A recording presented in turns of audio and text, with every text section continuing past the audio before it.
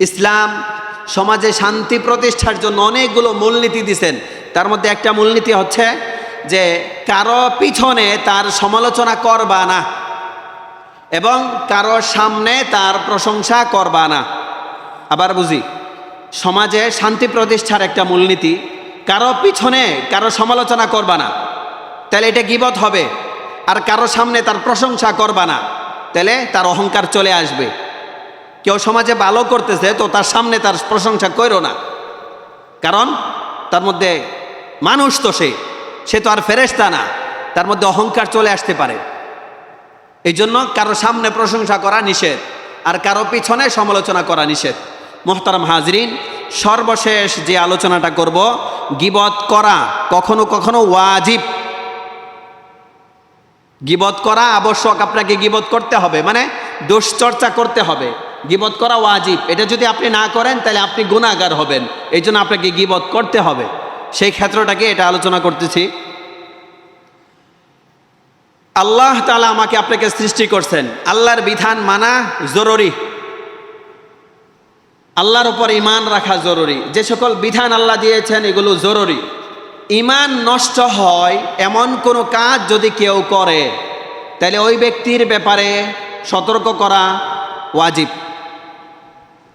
ঈমান নষ্ট হয় এমন কোনো কাজ যদি কেউ সমাজে ব্যাপকভাবে করে বা ছড়িয়ে দেয়, এমন ব্যক্তির নামে গীবত করা ওয়াজিব। উদাহরণস্বরূপ, কোনো মসজিদের ইমাম, কোনো খানকার পীর, সে বলতেছে যে আল্লাহকে তো সেজদা দাও, একদিন পীরকে সেজদা দিলে গুনাহ হবে না, নাউজুবিল্লাহ। এমন যদি কোনো পীরে বলে, কোনো ইমামে বলে যে আমাকে সেজদা দাও, আমি পীর, আমাকে সেজদা দাও, তোমার পিছনের গুনাহ মাফ হয়ে যাবে, এমন যদি কেউ কখনো বলে, তাহলে এমন ব্যক্তির নামে গীবত করা, তার সমালোচনা করা উলামায়ে কেরামের জন্য, সচেতন লোকদের জন্য এটা ওয়াজিব, জরুরি। কেন? সে অন্যের ঈমান নষ্ট করতেছে। একটা খানকার মধ্যে পীর সাহেবের কাছে হাজার ও হাজার মানুষ যাচ্ছে, তো হাজার হাজার মানুষের ঈমান নষ্ট হয়ে যাচ্ছে। এই জন্য এমন ব্যক্তির ব্যাপারে সমাজকে সচেতন করা ওয়াজিব। আজকে আলোচনার বিষয়বস্তু হচ্ছে গীবত থেকে পরিত্রাণ কিভাবে হবে, গীবত থেকে কিভাবে আমরা বাঁচতে পারবো, এই একটা বিষয় নিয়ে আলোচনা করব। আরেকটা বিষয় থাকবে, কোন কোন ক্ষেত্রে গীবত করা জায়েজ আছে, কোন কোন ক্ষেত্রে গীবত করা জায়েজ আছে, এটা আজকে আলোচনায় আসবে ইনশাআল্লাহ। তো মুহতারাম হাজিরিন, আমরা প্রত্যেকটা মানুষ মাত্রই মরণশীল, আমি আপনি মারা যাব। তো মৃত্যুকে কেন্দ্র করে, মৃত্যুর পরে আমার হিসাব নিকাশ হবে, এই বিষয়গুলোকে সামনে রেখে আমাদের আমল করা উচিত। তো এই জন্য আমলের নিয়তে আমরা কথাগুলো শুনব। যদি এমন হয় যে আমার মধ্যে এই ভুল ত্রুটি আছে, গীবত আছে, বা আমি কারো গীবত করে ফেলেছি, তো যদি এমন কোনো দিক নির্দেশনা আসে কোরআন হাদিসের যে গীবত করে ফেলার পরে তোমাকে কি করতে হবে, এরকম যদি দিক নির্দেশনা আসে, আমরা প্রত্যেকেই সেটার উপর আমল করব ইনশাআল্লাহ। আল্লাহ তাআলা আমাদের সকলকে কোরআন হাদিস অনুযায়ী আমল করার তৌফিক দান করুন। মুহতারাম হাজিরিন, তো আজকে আলোচনা করব গীবত থেকে পরিত্রাণ। গীবত আমরা পূর্বেও বলেছি গীবত কি জিনিস।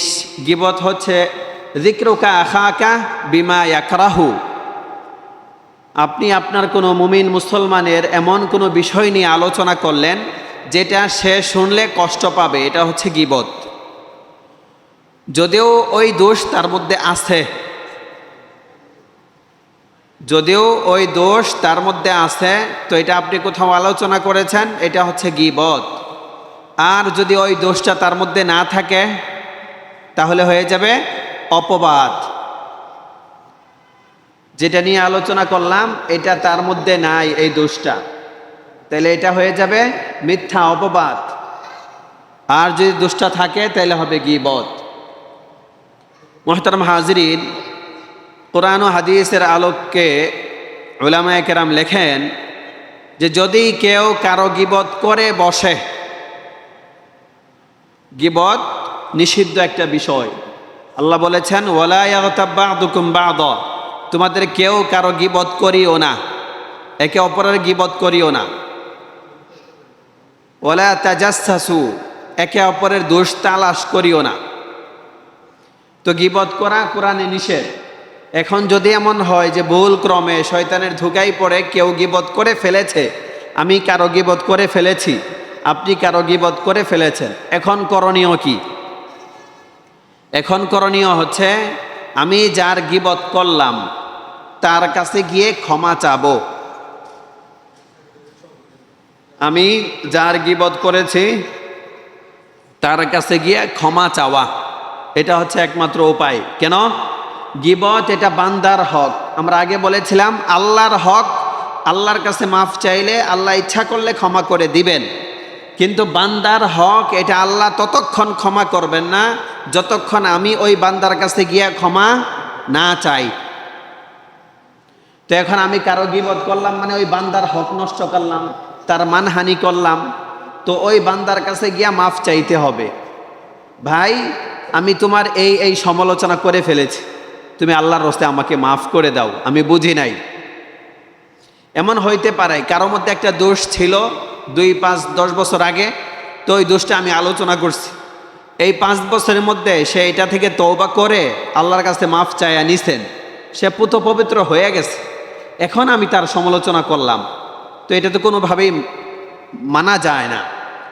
সে এক সময় কাজটা করছিল, সে আল্লাহর কাছে মাফ চাইছে, তওবা করছে, ভালো হয়ে গেছে, ওই বদভ্যাস সে ছেড়ে দিছে, এখন তার মধ্যে আর নাই। এখন আমি তার সমালোচনাটা করলাম, তাহলে এটা গীবত হইল। এখন আমার উচিত বা যে গীবত করবে তার জন্য জরুরি হচ্ছে ওই ব্যক্তির কাছে গিয়ে ক্ষমা চাওয়া। যদি ওই ব্যক্তি ক্ষমা করে দেয় তাহলে আপনি ক্ষমা পাবেন, আর যদি ওই ব্যক্তি ক্ষমা না করে তাহলে ক্ষমা আপনার পক্ষে ক্ষমা আসবে না। কেন? এটা বান্দার হক, বান্দার হক। বান্দা যতক্ষণ ক্ষমা না করবে ততক্ষণ আল্লাহ তাআলাও ক্ষমা করবেন না। মুহতারাম হাজরিন, একটা উদাহরণ দিলে বিষয়টা স্পষ্ট হয়। উলামায়ে কেরাম লিখেছেন যে গীবত এই যে একটা দোষ চর্চা, এটা মানুষ অনেক আগের থেকে করে, এটা মানুষের অভ্যাসে পরিণত হয়ে যায়, তখন সে ছাড়তে পারে না।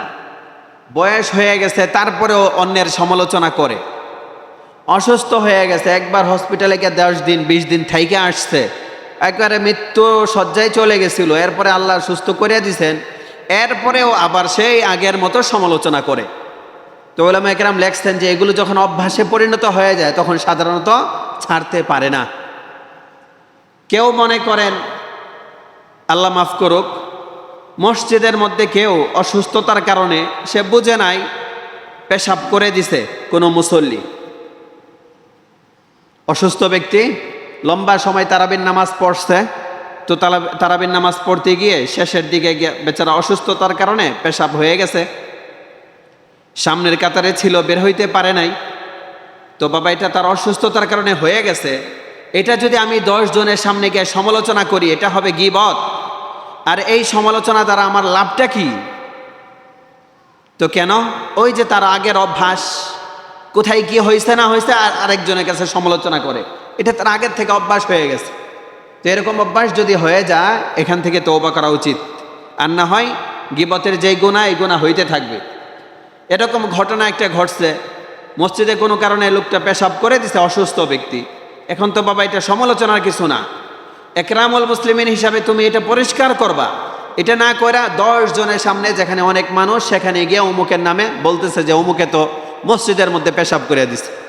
আচ্ছা, এটা বলার দ্বারা তোমার কি লাভটা হবে?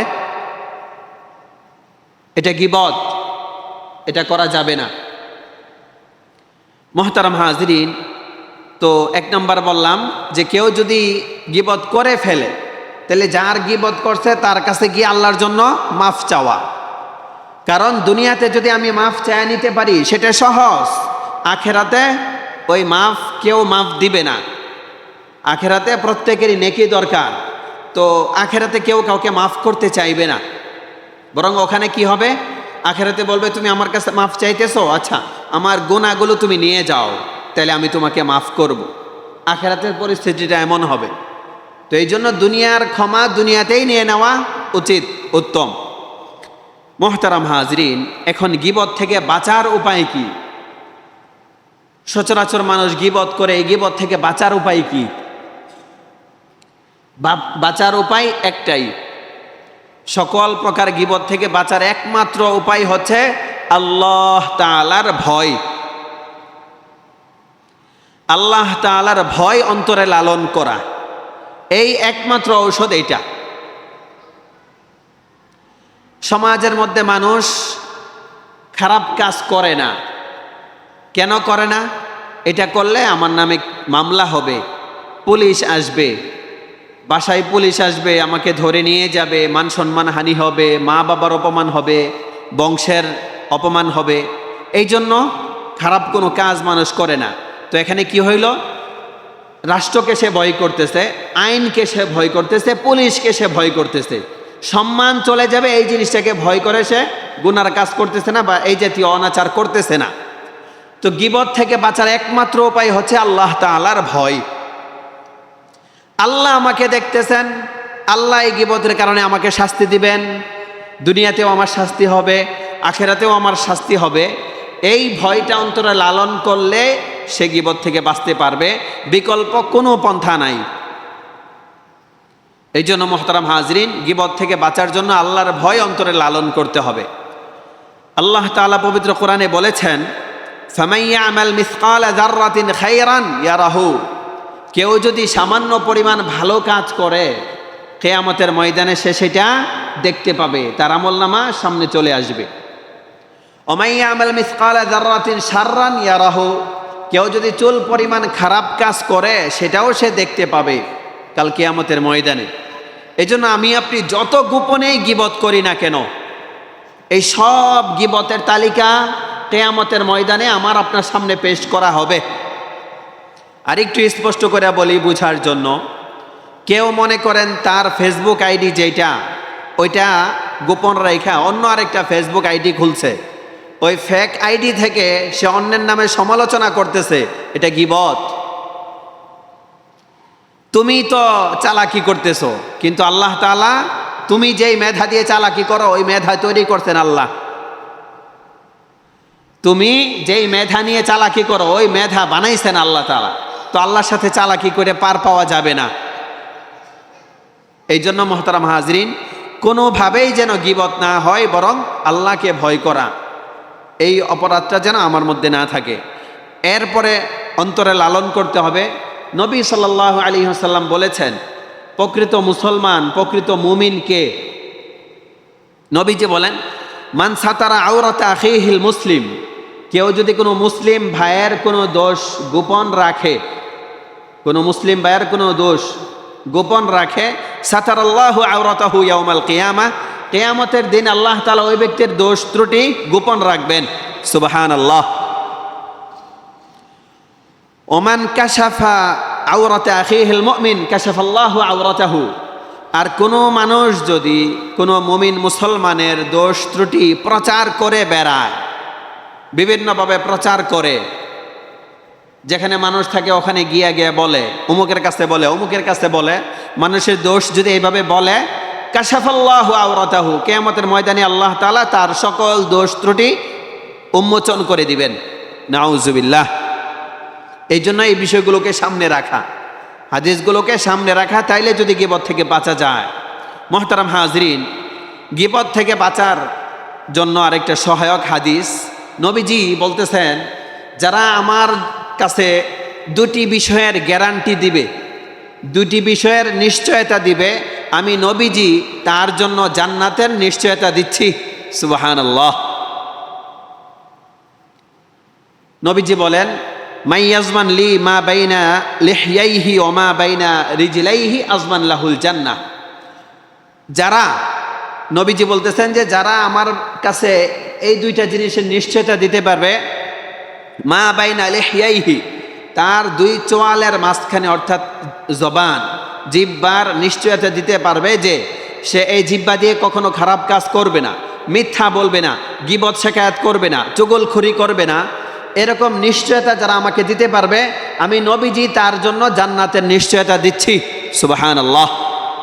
এটা একটা বিষয়। দ্বিতীয় বিষয় কি, ওমাই ইয়াজমান লি মা বাইনা রিজলাইহি আজমান লাহুল জান্নাহ। আর দ্বিতীয় আরেকটা বিষয় হচ্ছে, যারা আমার কাছে তার লজ্জাস্থানের নিশ্চয়তা দিতে পারবে যে সে এটাকে অন্যায় জায়গায় ব্যবহার করবে না, খারাপ কাজে ব্যবহার করবে না, তার বৈধ স্ত্রীর সাথে লজ্জাস্থান ব্যবহার করবে, এরকম নিশ্চয়তা যারা আমাকে দিতে পারবে, আমি নবী তার জন্য জান্নাতের নিশ্চয়তা দিচ্ছি। সুবহানাল্লাহ। মুহতারাম হাজরিন, গীবত থেকে বাঁচার জন্য এই আয়াত হাদিসগুলো সামনে রাখতে হবে। গীবত কারা করে?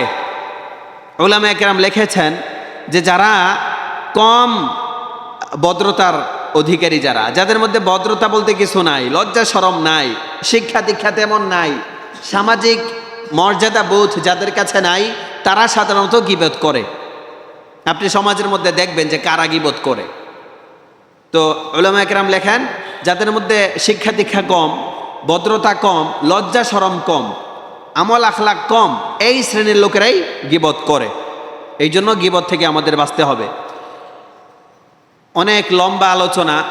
উলামায়ে কেরাম লিখেছেন যে তুমি যদি চলার পথে কেউ যদি দেখো, তোমার বন্ধু বান্ধব, তোমার যাদের সাথে চলো, তাদের ব্যাপারে যদি এমন দেখো যে তারা সবাই অন্যের সমালোচনা তোমার কাছে করে, তাহলে তুমি মনে রাখো এই ব্যক্তি তোমার সমালোচনা আরেকজনের কাছে গিয়া করবে। কিতাবে লেখা। যদি তুমি যাদের সাথে চলো, তুমি যদি দেখো যে তারা তোমার কাছে অন্যের সমালোচনা করতেছে, তাহলে তুমি বিশ্বাস করো যে তোমার সমালোচনায় অন্যের কাছে গিয়া করবে। তাইলে আমি করব কি? তো উলামায়ে কেরাম লেখেন, লা তাসহাব মিনান নাসি মান লা ইয়াকতুমু সিররাকা ওয়া ইয়াসতুরু আইবাকা ফাইন লাম তাজিদহু ফালা তুসাহিব ইল্লা নাফসাক।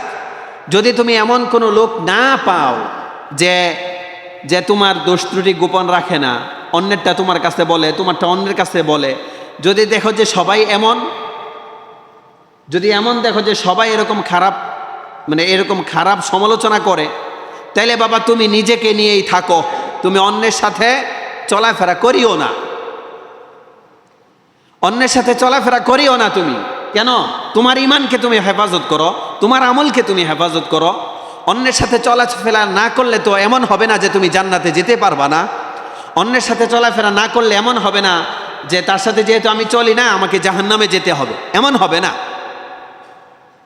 তো উলামায়ে কেরাম লিখেছেন এগুলো, যে যদি ভালো মানুষ না পাও তাহলে একা একা চলো, একা একা থাকো। তারপরে মনদের সাথে তাল দিতে গিয়ে তাদের সাথে তাদের পক্ষকে ভারী করিও না। এই জন্য মুহতারাম হাজরিন, আল্লাহ তাআলা আমাদের সকলকে গীবত থেকে বেঁচে থাকার তৌফিক দান করুন, আমিন। মুহতারাম হাজরিন, গীবতের লম্বা আলোচনা হলো, কোন কোন ক্ষেত্রে আমি আপনি গীবত করতে পারবো। গীবত মানে সমালোচনা, দোষ চর্চা, অন্যের সমালোচনা কোন কোন ক্ষেত্রে করতে পারবো, এটা জানা জরুরি। উলামায়ে কেরাম এগুলো লিখেছেন। অনেকগুলো ক্ষেত্র আছে, মৌলিকভাবে কয়েকটা, কিন্তু এগুলো শাখাগতভাবে দেখা যাবে 12টা 14টা আছে, যে এই ক্ষেত্রে আপনি সমালোচনা করতে পারবেন। তো মৌলিকভাবে 3টা 4টা। মুহতারাম হাজরিন, কোরআন হাদিসে গীবত করা নিষেধ। বাকি এমন কয়েকটা প্রেক্ষাপট আছে যে প্রেক্ষাপটকে সামনে রেখে আপনি গীবত করতে পারবেন, অন্যের দোষ চর্চা করতে পারবেন। তার 1 নাম্বার হচ্ছে, আপনি নিজে, আমি নিজে কারো ক্ষতি থেকে বাঁচার জন্য আমি তার সমালোচনা করতেছি। নিজে অন্যের ক্ষতি থেকে বাঁচার জন্য অন্যের সমালোচনা করতেছি, এটা জায়েজ আছে। উদাহরণ পরে দলিল দিব, আবু দাউদ শরীফের হাদিস আছে। উদাহরণ, আপনার আপন ভাই, আল্লাহ মাফ করুক, আপনার আপন ভাই আপনার বাবা মারা যাওয়ার পরে সে সকল সম্পত্তি নিয়ে গেছে। এখন আপনি নিঃস্ব, আপনার কোনো সম্পত্তি নাই। এই যে বিশাল বড় একটা ক্ষতি আপনার হয়ে যাচ্ছে, এই ক্ষতি থেকে বাঁচার জন্য আপনি 10 জনের কাছে বলতে পারবেন, বিচারকের কাছে বলতে পারবেন, আপনার অন্যান্য আত্মীয় স্বজনের কাছে বলতে পারবেন এই ক্ষতি থেকে বাঁচার জন্য। আপনি যখন অন্যের কাছে বলবেন, তারা এটা নিয়ে বসবে, বিচার হবে, আপনি আপনার হক ফিরে পাবেন, আপনি ক্ষতি থেকে বেঁচে যাবেন। তো নিজের ক্ষতি থেকে বাঁচার জন্য গীবত করা জায়েজ আছে। কেউ সমাজে সেবামূলক কাজ করতেছে, এখন তার কাজগুলো অন্যরা পছন্দ করে না, এখন এমন ব্যক্তিকে সমালোচিত করার জন্য কেউ গীবত করতেছে। এখন এই ব্যক্তির উচিত সে নিজেকে বাঁচানোর জন্য অন্যের সমালোচনা করা, প্রতিবাদ করা। অর্থাৎ নিজের ক্ষতি হয়, তো এই ক্ষতি থেকে বাঁচার জন্য গীবত করা যাবে। মোহতারাম হাজরিন, সময় একেবারে কম। দ্বিতীয় পয়েন্ট, আপনি জানেন যে অমুক ব্যক্তি গীবত করতেছে, এখন অমুক ব্যক্তি গীবত করতেছে বা কোনো খারাপ কাজ করতেছে, 10 জনকে সতর্ক করা জরুরি। যদি 10 জনকে আপনি সতর্ক না করেন তাহলে বিশাল বড় একটা ক্ষতি হয়ে যাবে। তো অন্যকে ক্ষতি থেকে বাঁচানোর জন্য আপনি গীবত করতে পারবেন। খুব ভালো করে বুঝেন, অন্যকে ক্ষতি থেকে বাঁচানোর জন্য গীবত করা জায়েজ আছে। 1 নাম্বার ছিল নিজে ক্ষতি থেকে বাঁচার জন্য গীবত করা জায়েজ, অন্যকে ক্ষতি থেকে বাঁচানোর জন্য গীবত করা জায়েজ। আল্লাহু আকবার। 3 নাম্বার, কারো সংশোধনের উদ্দেশ্যে গীবত করা জায়েজ। কারো সংশোধনের জন্য গীবত করা জায়েজ। কোনো সন্তান সমাজের মধ্যে খুব খারাপ করতেছে, আপনি দেখতেছেন যে স্কুল টাইমে 10 জন ছেলে স্কুলের সামনে দাঁড়ায় থাকে আর মেয়েদের সাথে খারাপ কাজ করে, পরিবেশ নষ্ট করে, আপনি দেখতেছেন, জানতেছেন। তো আপনার জন্য উচিত এই ছেলেদের অভিভাবককে জানানো। তো এই যে তার দোষ ত্রুটি তার অভিভাবককে জানিয়েছেন, এটা যদিও গীবত, কিন্তু এটা হচ্ছে অভিযোগ। আপনি ছেলেদের সংশোধনের জন্য তার অভিভাবককে জানাইছেন। এই ছেলেদের সংশোধনের জন্য স্কুল কর্তৃপক্ষ যারা আছে, টিচাররা আছে, তাদেরকে জানাইছেন, এটা জায়েজ আছে। কোনো সমাজের মধ্যে আমরা যেগুলো দেখি, কোনো কর্মী, যে কোনো দলের কোনো কর্মী অনেক খারাপ করতেছে, এখন এই কর্মীর সংশোধনের জন্য তার উপরস্থ নেতা যারা আছে তাদেরকে জানানো জরুরি। আপনি জানাতে পারেন, এটা গীবত হবে না, বরং এটা অভিযোগ হবে। আপনি জানিয়েছেন কেন? তার সংশোধনের জন্য। তো সংশোধনের নিয়তে যদি আপনি অন্যের সমালোচনা করেন, এটা জায়েজ আছে।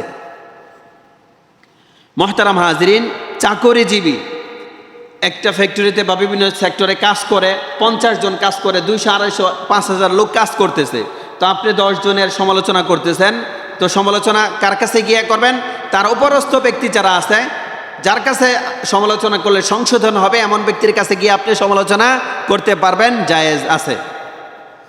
মসজিদ, মাদ্রাসা, ছোট পরিসরের যে সকল চাকরির সেক্টর, ইমাম সাহেব কোনো দোষ করছে, আপনি কার কাছে গিয়ে বলবেন?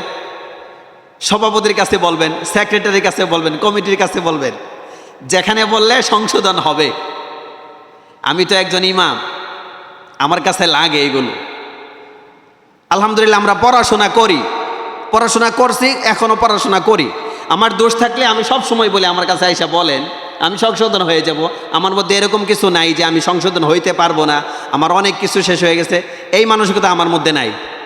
আমার দোষ থাকলে বলবেন, আমি সংশোধন হয়ে যাব। আচ্ছা, তো এটা বিষয়টা বললাম স্পষ্ট হওয়ার জন্য, যেখানে বললে সংশোধন হবে সেখানে বলতে হবে। এখানে সেখানে বললাম, এটা দুশ্চর্চা হবে, গীবত হবে। মুহতারাম হাজরিন, অনেক সময় শিক্ষা সেক্টরে, আমি মাদ্রাসার শিক্ষকদের মধ্যে পরস্পরের সমালোচনা করে, এটা উচিত না। কি করতে হবে? প্রিন্সিপালের কাছে গিয়ে বলতে হবে যে অমুক টিচার এই করতেছে, সমস্যা হচ্ছে। তো প্রিন্সিপালের কাছে বলতে হবে, যেখানে বললে সংশোধন হবে। মুহতারাম হাজরিন, বললাম আবু দাউদ শরীফের 2891 নম্বর হাদিস, লম্বা ঘটনা। এক লোক মারা গেছে, তো তার ভাতিজির সকল সম্পত্তি তার ভাই নিয়ে গেছে, যে মারা গেছে। তো নবীজির কাছে গিয়ে বলার পরে নবীজি বলছেন যে ঠিক আছে, আমি দেখতেছি। তো যে সব সম্পত্তি নিয়ে গেছে, ওই লোকের ডেকে আনছে, আনার পরে বলছে যে তোমার যতটুকু অংশ সেটা তুমি নিতে পারো, তোমার ভাইয়ের যে সম্পত্তি ছিল, তোমার ভাতিজারা যা পাবে, ভাতিজিরা যা পাবে, তোমার ভাইয়ের স্ত্রী যা পাবে, ওইটা তার কাছে ফেরত দাও। ফেরত দেওয়ার পরে যে অংশ তোমার থাকে সেটা তুমি নিয়ে যাও। তো কি করছে? নবীজির কাছে সংশোধনের জন্য গিয়া অভিযোগ করছে, এটা জায়েজ আছে। এরকম অসংখ্য হাদিস এবং আয়াত আছে। মুহতারাম হাজরিন, সময় একেবারে শেষের দিকে। ইসলাম একটা শান্তির ধর্ম। ইসলাম সমাজে শান্তি প্রতিষ্ঠার জন্য অনেকগুলো মূলনীতি দিছেন। তার মধ্যে একটা মূলনীতি হচ্ছে যে কারো পিছনে তার সমালোচনা করবা না এবং কারো সামনে তার প্রশংসা করবা না। আবার বুঝি, সমাজে শান্তি প্রতিষ্ঠার একটা মূলনীতি, কারো পিছনে কারো সমালোচনা করবা না, তাহলে এটা গীবত হবে। আর কারো সামনে তার প্রশংসা করবা না, তাহলে তার অহংকার চলে আসবে।